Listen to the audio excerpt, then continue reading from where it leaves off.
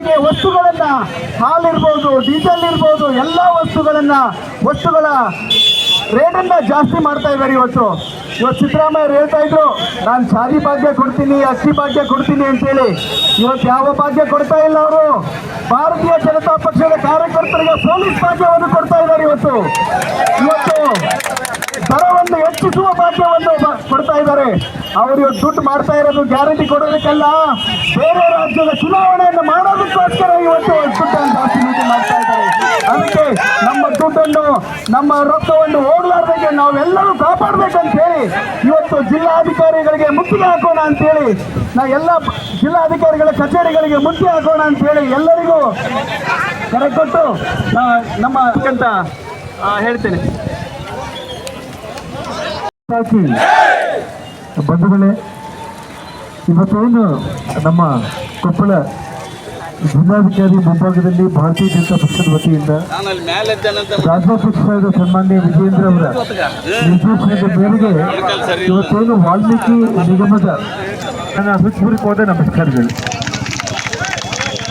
ಬಂಧುಗಳು, ಇವತ್ತು ಒಂದೇ ಒಂದು ವಿಷಯ, ಎಲ್ಲ ನನ್ನ ಸಹೋದರರು ಬಹಳ ಅದ್ಭುತವಾಗಿ ಬಸವರಾಜ್ ಅವರು ಮತ್ತು ದೊಡ್ಡನಗೌಡರು, ಹೇಮಲತಾ ಅವರೆಲ್ಲ ಮಾತಾಡಿದ್ದಾರೆ. ಸರ್ಕಾರದಲ್ಲಿ 3 ಬಾರಿ ಸಚಿವರಾಗಿದೆ ಅಂತ ನನ್ನ ಆತ್ಮೀಯ ಗೆಳೆಯ ಶ್ರೀರಾಮುಲು ವಾಲ್ಮೀಕಿ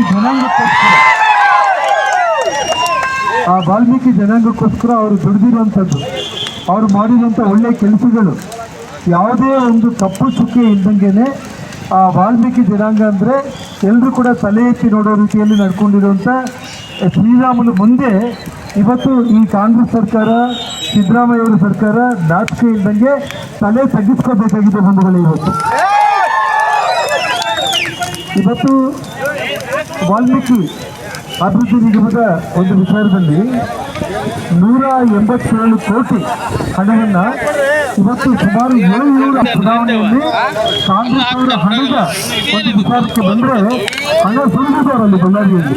ಇವತ್ತು ಅದೇ ವಾಲ್ಮೀಕಿ ಒಬ್ಬ ವ್ಯಕ್ತಿಯನ್ನ, ಒಬ್ಬ ಇಡೀ ರಾಜ್ಯದ ಒಬ್ಬ ಶ್ರೀಮಂತ ನಾಯಕರನ್ನು ಸೋಲಿಸೋದಕ್ಕೆ ಕೂಡ ಇವತ್ತು ವಾಲ್ಮೀಕಿ ಅಭಿವೃದ್ಧಿ ನಿಗಮದ ಹಣ ಇವತ್ತು ಸಿದ್ದರಾಮಯ್ಯ ಸರ್ಕಾರ ದುರುಪಯೋಗ ಮಾಡಿಕೊಂಡಿದೆ.